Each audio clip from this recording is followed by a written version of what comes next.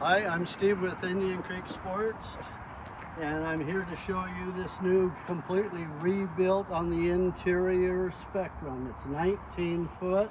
As you can see, it's a deep V hull, so it cuts the wind and waves real well.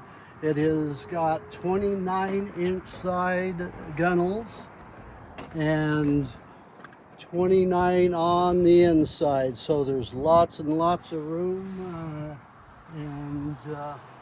for your fishing. It's got the fishing rod holders in the back there. It's got a down rigger on it.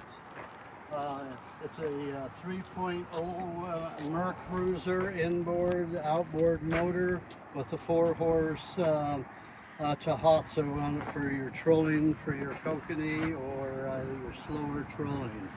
As you can see, it's a brand new console inside, brand new gauges, brand new flooring. This boat has been completely rebuilt, and we're selling this right now for $14,999. Completely brand new, everything.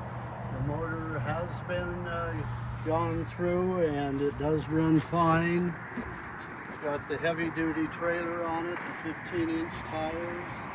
Come in and see me and take a look at this boat for $14,999.